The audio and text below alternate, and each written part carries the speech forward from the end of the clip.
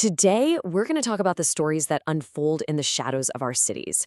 And look, this isn't just a story about struggle. It's really an exploration of this incredibly powerful and resilient hope that, shines in the most unexpected places. So, this is the backdrop, a place where the main story isn't about, say, climbing the ladder of success, but it's about finding real strength in just getting through the day. Let's step into one of those corners together. And this is the question at the very heart of it all. As we go about our busy days, who are the people we've kind of learned to just look past? Let's keep that question in the back of our minds as we meet the people in this story. Okay, let's dive in. Part 1, The Forgotten Streets. This is where it all happens, a place that's pretty much hidden away from the mainstream world. I want you to picture a modern city skyline, all those tall, gleaming buildings. Now picture the narrow streets tucked away in their shadows. It's right here, in this huge contrast, that the lives we're about to explore really unfold. All right, now it's time to meet the people who actually live on these streets. We're about to meet our central characters, but not by looking at what they lack. No, we're going to look at them through the incredible resilience they have. These are the three faces of hope. First up, there's Rafiq. To most people, he might just look like another man selling tea from a broken old cart, but behind his tired eyes are thousands of dreams he's holding on to for his family. This is what drove him every single day. He'd come home to his kids at night with these exact words. It's such a simple phrase, but it holds everything. All of his hope, his entire purpose, is wrapped up in that sentence. Now, right across the street from Rafiq lives Sadia. She's a widow, and her work washing clothes is just grueling. Her hands are cracked, her feet are bruised, but her spirit, it's completely unbroken. And this really makes you rethink what courage even is. It wasn't some big, grand gesture for her. For Sadia, courage was a quiet thing, humming old folk songs while she worked. That was her way of keeping her spirit from being crushed by everything around her.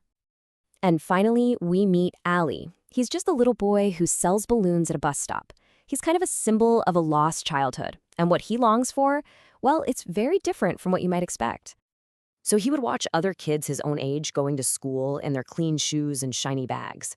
But here's the thing that just hits you. He didn't envy their things. He envied the one thing he could never get back, his childhood. This just shows you the deep, profound cost of poverty that you can't even see. Okay, so we've met our three faces of hope. Now let's talk about what held them all together. This third part is all about the powerful sense of community they shared. And believe me, it's a kind of wealth you could never count. This comparison right here is just so powerful. On the left, you see their reality, what they had: broken carts, cracked hands, a lost childhood. But then you look to the right, what they gave. Even with almost nothing, they gave what they could. Rafiq shared his extra bread, Sadia offered tea, and little Ali would buy sweets for other kids. And this really gets to the core of their community. Their poverty never became an excuse to stop being, human. In fact, it almost seems like it made their ability to be kind even deeper. But the story takes a really dramatic turn. In this next section, we get to the one event that would test this community to its absolute limit. It starts so simply, and with a sense of foreboding. One winter night. The scene is cold, dark, and just vulnerable. That's really all it took. A single accidental spark in a neighborhood full of homes made from wood and tin. And just like that, within minutes, their entire world was gone. The homes, the few possessions they had, everything they'd worked so hard for, it all just vanished into the fire. A total, complete material loss. But it's in the moments right after a tragedy that the true strength of a community really shows itself. So now we get to see how they responded and what that fire simply could not destroy. What's absolutely incredible is who the first responders were. It wasn't some outside agency. It was them. The very people who had just lost everything were the first ones helping each other. They were breaking down doors to save their neighbors, carrying children to safety, and sharing the very few blankets they had left. And this is the real message of the entire story. The fire was powerful, absolutely. It took their homes, their carts, their belongings, but it was completely powerless against their spirit, against their shared humanity. Their hearts remained untouched. So, what do we take away from all this? In our final section here, let's just reflect on the bigger meaning of this story and why it's a story we absolutely have to hear. This story gives us a whole new definition of strength.